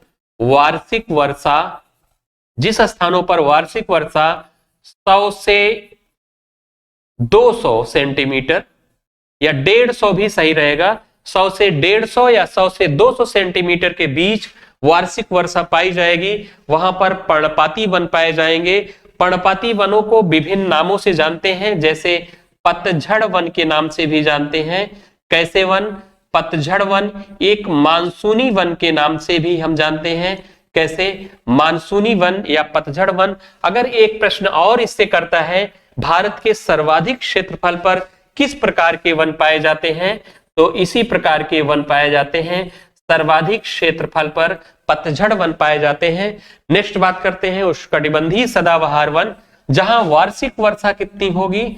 जहां वार्षिक वर्षा 200 सेंटीमीटर से अधिक हो, 200 सेंटीमीटर से अधिक हो, वहां पर उष्णकटिबंधीय सदाबहार वन पाए जाते हैं। भारत में 200 सेंटीमीटर से अधिक वार्षिक वर्षा पश्चिमी घाट, मेघालय इत्यादि स्थानों पर होती है। यहाँ पर उष्णकटिबंधीय सदाबहार वन पाए जाते हैं। अगर बात करें मरुस्थलीय वन की, तो जहां वार्षिक वर्षा 50 सेंटीमीटर से कम, वहां पर क्या मिलेंगे? मरुस्थलीय वन मिलेंगे। मरुस्थलीय वन को भी विभिन्न नामों से, जैसे कांटेदार झाड़ियां, अगर प्रश्न आए तो कांटेदार झाड़ियों का मतलब क्या है? मरुस्थलीय वन के बारे में ही बात कर रहा है। मरुस्थलीय वन कहां सर्वाधिक पाए जाएंगे? तो राजस्थान में पाए जाते हैं। राजस्थान, कुछ पार्ट महाराष्ट्र का भी मिलता है, जहां विदर्भ का क्षेत्र है। और इसमें किस प्रकार के वन पाए जाएंगे? तो इसमें वन कटीले वन पाए जाएंगे, कांटेदार वन पाए जाते हैं, क्योंकि ऐसे वन क्या करते हैं, जहां पानी की कमी होती है, अपनी पत्तियों को कांटों में बदल लेते हैं ताकि पानी का वाष्पन ज्यादा ना हो, पानी को संचय किया जा सके। मैंग्रोव वन इसे विभिन्न नामों से जानते हैं, चाहे डेल्टाई वन कह लीजिए, डेल्टाई वन या ज्वारी वन कह लीजिए, या नदियों के डेल्टा या समुद्र तटों के पास पाए जाते हैं मैंग्रोव वन। अगर प्रश्न करे कि भारत में सर्वाधिक मैंग्रोव वनस्पतियां कहां पाई जाती हैं, किस राज्य में पाई जाती हैं, तो उत्तर क्या बताएंगे? पश्चिम बंगाल बताएंगे। भारत में सर्वाधिक मैंग्रोव वनस्पतियां कहां मिलती हैं? पश्चिम बंगाल में मिलती हैं, सुंदरबन डेल्टा में मिलती हैं। अगर आर्द्रभूमि पूछेगा, भारत में सर्वाधिक आर्द्रभूमि कहां पाई जाती है, तो गुजरात में पाई जाती है। लेकिन मैंग्रोव वनस्पतियां पूछेगा, डेल्टाई वन या ज्वारी वन पूछेगा, तो क्या बताएंगे आप? पश्चिम बंगाल बताएंगे। नेक्स्ट क्वेश्चन की ओर बढ़ते हैं। भारत में सर्वाधिक क्षेत्रफल पर कौन सी मिट्टी पाई जाती है? तो सर्वाधिक क्षेत्रफल पर भारत में किस प्रकार की मिट्टी पाई जाती है? तो जलोढ़ मिट्टी पाई जाती है। लगभग 40% से अधिक, लगभग 43% तक जलोढ़ मिट्टी पाई जाती है। जलोढ़ मिट्टी कौन सी होती है? नदियों के द्वारा लाई गई मिट्टी को जलोढ़ मिट्टी कहा जाता है, बड़ी उपजाऊ मिट्टी होती है। तो जलोढ़ मिट्टी भी दो प्रकार की होती है, एक को हम क्या कहते हैं? खादर, एक को क्या कहते हैं? बांगर। खादर किसे कहते हैं? खादर, नई जलोढ़ को खादर कहते हैं, नई जलोढ़ मिट्टी को क्या कहते हैं? खादर। और पुरानी जलोढ़ मिट्टी को क्या कहते हैं? बांगर कहते हैं, पुरानी जलोढ़ को। अगर बात करें लाल मिट्टी की, तो भारत में दूसरे क्रम की मिट्टी है लाल मिट्टी, लाल मिट्टी लगभग 18% तक भारत में पाई जाती है। लाल मिट्टी, इसका लाल रंग क्यों होता है? आयरन ऑक्साइड की उपस्थिति के कारण इस मिट्टी में आयरन ऑक्साइड की अधिकता होती है, रंग क्या होता है? लाल होता है। हम बात करें काली मिट्टी की, ये तृतीय बड़े क्षेत्रफल की मिट्टी है, लगभग भारत में 15% तक पाई जाती है। अगर बात करें, इसको कपासी मिट्टी के भी नाम से जानते हैं, कपासी मिट्टी, रेगुर मिट्टी, रेगुर मिट्टी। अगर रेगुर मिट्टी आए, स्वतः जुताई वाली मिट्टी, जुताई वाली मिट्टी इत्यादि नामों से जानते हैं। कपास खेती के लिए कौन सी मिट्टी उपजाऊ है? तो काली मिट्टी। इसके बाद आता है इसका नंबर लैटराइट मिट्टी का। हम नेक्स्ट क्वेश्चन की ओर बढ़ते हैं। हम लोग नेक्स्ट बात करेंगे भारत के प्रमुख राष्ट्रीय उद्यान, वन्य जीव अभ्यारण्य, टाइगर रिजर्व, जैव मंडल रिजर्व, इसकी बात करेंगे। जो इंपॉर्टेंट क्वेश्चन इससे बनेंगे उन पर हम प्रैक्टिस करेंगे। नेक्स्ट क्वेश्चन की ओर बढ़ते हैं। अगर प्रश्न करें कि लद्दाख में कौन सा राष्ट्रीय उद्यान पाया जाता है, तो पूछेंगे क्या?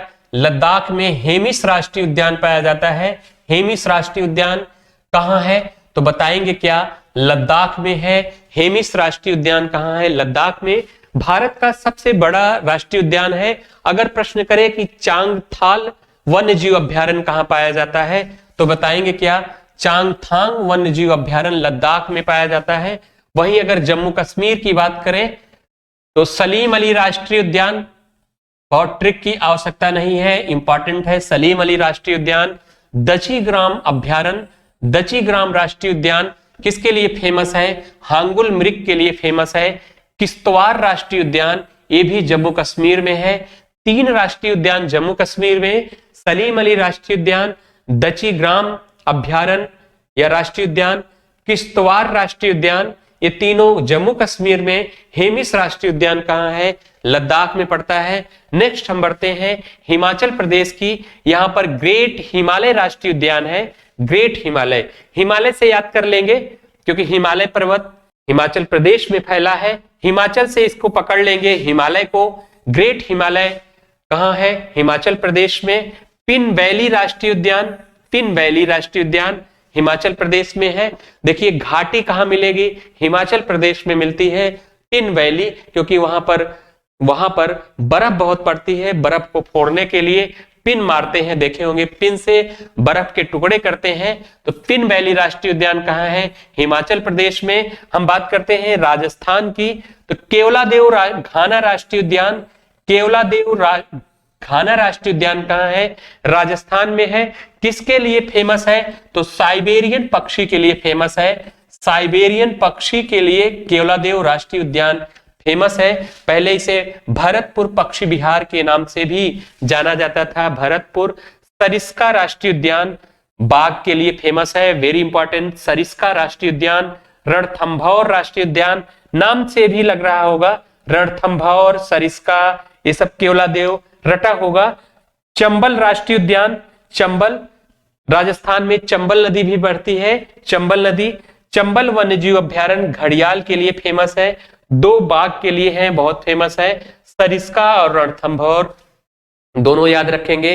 हरियाणा का वेरी इंपॉर्टेंट है सुल्तानपुर राष्ट्रीय उद्यान। अगर पूछे सुल्तानपुर राष्ट्रीय उद्यान कहां है, तो क्या बताएंगे? हरियाणा में है सुल्तानपुर राष्ट्रीय उद्यान। नेक्स्ट हम बढ़ते हैं, हम बात करेंगे उत्तराखंड के राष्ट्रीय उद्यान की। तो उत्तराखंड रामगंगा राष्ट्रीय उद्यान या जिम कॉर्बेट राष्ट्रीय उद्यान, इसका पहले नाम क्या था? जिम कॉर्बेट राष्ट्रीय उद्यान। इस टाइम वर्तमान में रामगंगा राष्ट्रीय उद्यान है। यह भारत का पहला राष्ट्रीय उद्यान है। अगर पूछे भारत का पहला राष्ट्रीय उद्यान कौन है, तो क्या बताएंगे? रामगंगा राष्ट्रीय उद्यान है, जिसकी स्थापना 1936 में हैली नेशनल पार्क के रूप में नैनीताल उत्तराखंड में हुई थी। अगर बात करें राजाजी राष्ट्रीय उद्यान, राजाजी, तो राजाजी देखे होंगे उत्तराखंड में कई धार्मिक स्थल हैं, तीर्थ स्थल हैं, इस कारण से इसे राजाजी राष्ट्रीय उद्यान याद कर लेंगे। सब प्रदेशों का राजा है उत्तराखंड। राजाजी राष्ट्रीय उद्यान। नंदा देवी राष्ट्रीय उद्यान, यहां पर नंदा देवी एक चोटी है, नंदा देवी, कामित, त्रिशूल, 3 चोटियां हैं। तो नंदा देवी राष्ट्रीय उद्यान कहां है? तो उत्तराखंड। फूलों की घाटी राष्ट्रीय उद्यान, देखिए जहां ठंडी पड़ती है या तो फलों के बाग होते हैं या फूलों के, जैसे जम्मू कश्मीर वगैरह में फलों के बाग हैं, यहाँ तीर्थ स्थल ज्यादा है, इसलिए यहाँ फूलों की खेती बहुत होती है, इसलिए घाटियों में इसे फूलों की घाटी राष्ट्रीय उद्यान के नाम से जाना जाता है। राष्ट्रीय उद्यान राजा है। नंदा देवी एक चोटी है, यहाँ पर नंदा देवी राष्ट्रीय उद्यान। फूलों की घाटी राष्ट्रीय उद्यान ये कहाँ है? उत्तराखंड में। नेक्स्ट बात करते हैं उत्तर प्रदेश की, तो दुधवा राष्ट्रीय उद्यान पूछे तो कहां है? तो दुधवा राष्ट्रीय उद्यान लखीमपुर खीरी में है। लखीमपुर खीरी में दुधवा राष्ट्रीय उद्यान है, लखीमपुर खीरी उत्तर प्रदेश। चंद्रप्रभा राष्ट्रीय उद्यान शहीद चंद्रशेखर आजाद पक्षी विहार उन्नाव में है। उन्नाव में इनका जन्म हुआ था, पहले नवाबगंज पक्षी विहार है, इसका नाम बदल करके शहीद चंद्रशेखर आजाद पक्षी विहार कर दिया गया। उन्नाव में इनका जन्म हुआ, इस कारण से शहीद चंद्रशेखर आजाद पक्षी विहार रखा गया। नेक्स्ट हम बढ़ते हैं, याद करने में कोई दिक्कत नहीं है। नेक्स्ट बढ़ते हैं, मध्य प्रदेश की बात करते हैं। मध्य प्रदेश कान्हा राष्ट्रीय उद्यान। देखिए कृष्ण कन्हैया कहां रहेंगे? बीच में रहेंगे। बीच में कौन सा राज्य है? जैसे भारत है तो भारत के बीच में कौन है? तो मध्य प्रदेश है, तो कान्हा कन्हैया कहां रहेंगे? बीच में। कान्हा राष्ट्रीय उद्यान किसके लिए फेमस है? तो बाघ के लिए फेमस है। पन्ना राष्ट्रीय उद्यान, पन्ना की खाने हैं, इससे याद कर लेंगे। पन्ना राष्ट्रीय उद्यान मध्य प्रदेश में। बांधवगढ़ राष्ट्रीय उद्यान, बांधवगढ़ राष्ट्रीय उद्यान, जैसे एक छोटा सा एक खेत है, आप गैया को लेके जाइए चराने के लिए तो बीच में बांधते हैं ना, बांधते हैं। कहां बांधेंगे? बीच में, ताकि कुल इधर उधर भी चर ले। तो बांधवगढ़, बांधव से बांधना, बांधवगढ़ राष्ट्रीय उद्यान कहां है? एमपी में है, ध्यान रखेंगे। सफेद बाघ के लिए फेमस है। फोसिल राष्ट्रीय उद्यान, फोसिल राष्ट्रीय उद्यान, फोसिल राष्ट्रीय उद्यान कहां है? एमपी में है। वन विहार राष्ट्रीय उद्यान, अगर पूछे सर्वाधिक वन कहां पाए जाते हैं तो भारत में सर्वाधिक वन एमपी में पाए जाते हैं, मध्य प्रदेश में, तो वन विहार याद कर लेंगे। वन विहार राष्ट्रीय उद्यान, वन विहार राष्ट्रीय उद्यान। नेक्स्ट है पेंच राष्ट्रीय उद्यान। पेंच, आप लोग कोई पोस्टर या प्रोजेक्ट बनाते हैं तो क्या करते हैं? जैसे प्रोजेक्ट बनाए आप, तो दीवाल है, दीवाल में पोस्टर को क्या करेंगे? यहां एक बीच में जरूर पेंच मारते हैं ताकि वो इधर उधर ना हो। तो पेंच राष्ट्रीय उद्यान कहां है? तो पेंच राष्ट्रीय उद्यान मध्य प्रदेश में है। इन सबको याद रखेंगे। कान्हा बीच में, कान्हा राष्ट्रीय उद्यान, पन्ना खान से याद कर लेंगे। बांधवगढ़ बीच में बांधते हैं गैया को, बांधवगढ़। फोसिल राष्ट्रीय उद्यान, वन विहार राष्ट्रीय उद्यान, वन सर्वाधिक है। पेंच राष्ट्रीय उद्यान, पेंच को क्या करते हैं? बीच में मारते हैं, पेंच राष्ट्रीय उद्यान। नेक्स्ट राज्य की ओर हम बढ़ते हैं, गुजरात है। गुजरात गिर राष्ट्रीय उद्यान, अगर पूछे गिर राष्ट्रीय उद्यान कई बार आया है, किसके लिए फेमस है? एशियाटिक बब्बर शेर, एशियाई बब्बर शेर के लिए फेमस है। गुजरात का गिर राष्ट्रीय उद्यान किसके लिए फेमस है? एशियाई बब्बर शेर के लिए। जंगली गधा अभ्यारण्य कच्छ का रण किसके लिए फेमस है? जंगली गधा अभ्यारण्य, जंगली गधा के लिए। कच्छ की खाड़ी मैरीन राष्ट्रीय उद्यान, इसमें याद करने की किसी ट्रिक की आवश्यकता नहीं है, जंगली गधा वहां फेमस ही है। ब्लैक बक राष्ट्रीय उद्यान और वसंदा राष्ट्रीय उद्यान कहां के हैं? गुजरात के हैं। देखिए गुजरात वाले कुल बस जाते हैं, वहां के लोग बड़े व्यापारी होते हैं, हर जगह बस जाते हैं, तो याद कर लेंगे वसंदा राष्ट्रीय उद्यान। नेक्स्ट बढ़ते हैं हम, महाराष्ट्र में मेलघाट राष्ट्रीय उद्यान। मेलघाट राष्ट्रीय उद्यान किसके लिए फेमस है? तो बाघ के लिए फेमस है मेलघाट राष्ट्रीय उद्यान। मेलघाट, मुंबई में हर तरह के लोग, हर राज्यों के लोग, हर देशों के लोग मिलेंगे, सबका मेल होता है वहां पर, तो मेलघाट राष्ट्रीय उद्यान।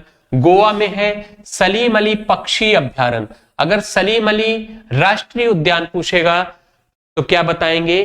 सलीम अली अभ्यारण्य पूछेगा या सलीम अली राष्ट्रीय उद्यान पूछेगा तो आप जम्मू कश्मीर बताएंगे। अगर पक्षी लगा दिया, पक्षी अभ्यारण्य, तो क्या बताएंगे? गोवा बताएंगे। भगवान महावीर राष्ट्रीय उद्यान, ये भी कहां है? गोवा में है। सलीम अली ज्यादा इंपॉर्टेंट है इसमें। नेक्स्ट बढ़ते हैं, नेक्स्ट राज्य की ओर, कर्नाटक है बनेरघट्टा राष्ट्रीय उद्यान। बनेरघट्टा वेरी इंपॉर्टेंट है, बनेरघट्टा राष्ट्रीय उद्यान भारत का पहला तितली राष्ट्रीय उद्यान है। भारत का पहला तितली राष्ट्रीय उद्यान पूछेगा तो बनेरघट्टा राष्ट्रीय उद्यान कहां है? बंगलुरु में। बांदीपुर, बांदीपुर राष्ट्रीय उद्यान कहां है? बाघ के लिए फेमस है। बा से कई नाम आएंगे, अभी मैं बाद में याद करा दूंगा। जैसे अभी तक आपको मिला क्या, बांधवगढ़ मिला, वो भी बाघ के लिए फेमस था। एमपी में था। कर्नाटक में मिला है बांदीपुर राष्ट्रीय उद्यान, बाघ के लिए फेमस है। अंशी राष्ट्रीय उद्यान, अंशी राष्ट्रीय उद्यान, देखिए जब काट देते हैं तो अंश बचता है। किसी को काट दीजिए, आप पालक लाइए काटिए, तो उसका आलू लाइए काटिए, तो अंश बचता है। अंशी राष्ट्रीय उद्यान कहां मिलेगा, तो कर्नाटक में। नेक्स्ट बढ़ते हैं, केरल में पेरियार वन्यजीव अभ्यारण्य जंगली हाथी के लिए फेमस है। पेरियार वन्यजीव अभ्यारण्य, पेरियार याद ही नहीं करना है कि पेरियार झील भी है, पेरियार नदी भी है, पेरियार बांध भी है केरल में, और पेरियार वन्यजीव अभ्यारण्य भी है, याद करने की आवश्यकता नहीं है। शांत घाटी अभ्यारण्य, भारत में सर्वाधिक जैव विविधता शांत घाटी में पाई जाती है, तो इसे भी याद कर लेंगे। शांत घाटी कहां है, केरल में है, तो शांत घाटी अभ्यारण्य कहां है, केरल में। अगला है इराविकुलम राष्ट्रीय उद्यान, इराविकुलम राष्ट्रीय उद्यान कहां है, केरल में है इराविकुलम, याद रखेंगे। तमिलनाडु बढ़ते हैं, मन्नार की खाड़ी तमिलनाडु में ही है। मन्नार की खाड़ी मैरीन राष्ट्रीय उद्यान अगर पूछे, या इंदिरा गांधी राष्ट्रीय उद्यान पूछे, या अगस्त मलाई पूछे, तो क्या बताएंगे, केरल तमिलनाडु बताएंगे। नेक्स्ट बढ़ते हैं हम लोग, आंध्र प्रदेश में नागार्जुन सागर श्रीशैलम टाइगर रिजर्व, फिलहाल इसको दोनों को क्या किया गया है, नागार्जुन सागर आंध्र प्रदेश में कर दिया गया है। ये दो हो गए हैं, यहां पर लिखा गया है इस तरह। नागार्जुन सागर जो टाइगर रिजर्व है आंध्र प्रदेश में है। श्रीशैलम टाइगर रिजर्व ये कहां है, तेलंगाना में पड़ता है। कहां पड़ता है, तेलंगाना में। इसका नाम बदल दिया गया है, अमराबाद बाघ अभ्यारण्य कर दिया गया है।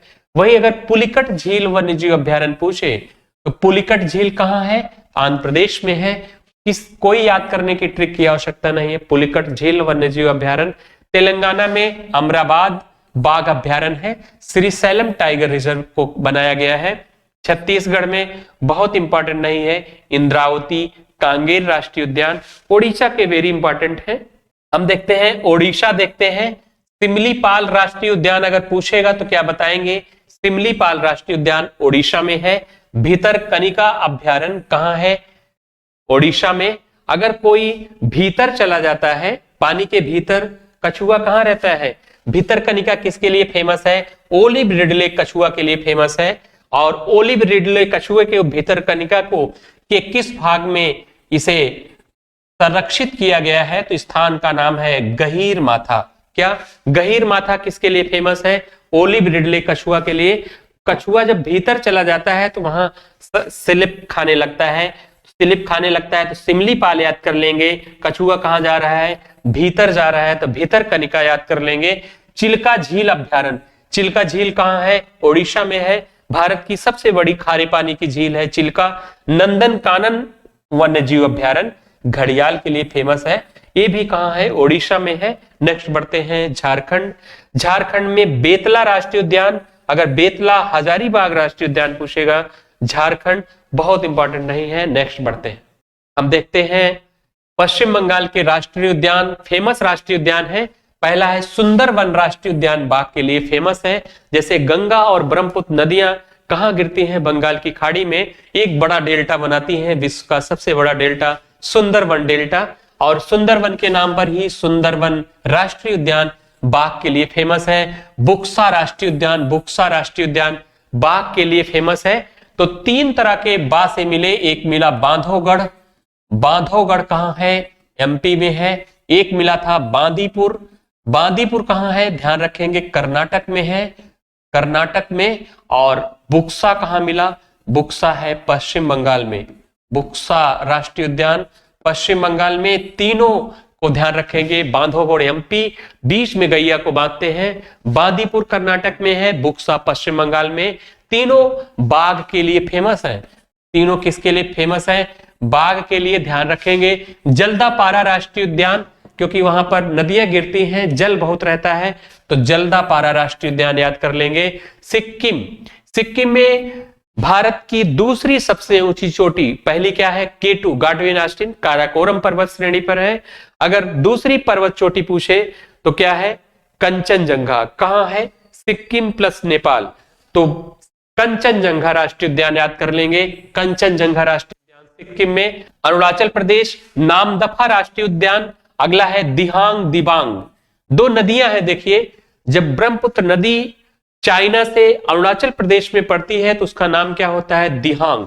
वहीं पर दिबांग भी मिलती है जहां से उसका नाम बदलता है ब्रह्मपुत्र। दिहांग दिबांग से याद कर लेंगे। अरुणाचल प्रदेश में, मेघालय में नाकरेक राष्ट्रीय उद्यान, मेघालय। देखिए जब मेघ बहुत पानी गिरने लगता है, क्योंकि मेघालय में सर्वाधिक वर्षा होती है, तो लोग क्या कहते हैं, नाकरेक, नाक मतलब ना करिए, पानी ज्यादा ना गिराइए, नाकरेक राष्ट्रीय उद्यान याद कर लेंगे। असम में है काजीरंगा राष्ट्रीय उद्यान, एक सींग वाला गैंडा के लिए फेमस है। कौन सा, काजीरंगा राष्ट्रीय उद्यान, वेरी इंपॉर्टेंट है, ध्यान रखेंगे। मानस राष्ट्रीय उद्यान, मानस असम का है। डिब्रू सुखोया राष्ट्रीय उद्यान मणिपुर का, वेरी इंपॉर्टेंट है। केबुल लामजाओ राष्ट्रीय उद्यान, अगर पूछे मणिपुर का केबुल लामजाओ राष्ट्रीय उद्यान किस झील में स्थित है, तो बताएंगे क्या, लोकटक झील में स्थित है। इसको प्रश्न बना सकता है, वेरी इंपॉर्टेंट है, इसको इंपॉर्टेंट बना लेंगे, वेरी इंपॉर्टेंट, याद कर लेंगे इस प्रश्न को। केबुल लामजाओ राष्ट्रीय उद्यान कहां है, तो बताएंगे क्या, मणिपुर में है। किस झील का अभिन्न हिस्सा है, तो बताएंगे लोकटक झील का अभिन्न हिस्सा है। विश्व का एकमात्र तैरता हुआ राष्ट्रीय उद्यान ये माना जाता है क्या, मणिपुर का केबुल लामजाओ राष्ट्रीय उद्यान। नेक्स्ट क्वेश्चन की ओर बढ़ते हैं। मिजोरम में डाम्फा वन्यजीव अभ्यारण्य, डाम्फा वन्यजीव अभ्यारण्य। त्रिपुरा में है क्लाउडेड लेपर्ड राष्ट्रीय उद्यान। अंडमान निकोबार में है साउथ बटन राष्ट्रीय उद्यान और सैडल पीक राष्ट्रीय उद्यान। अंडमान निकोबार की सबसे ऊंची चोटी है सैडल पीक, जिसकी ऊंचाई क्या है, 732 मीटर है। इससे याद रख लेंगे, सैडल पीक से। हम लोग मिलते हैं नेक्स्ट वीडियो में, थैंक यू।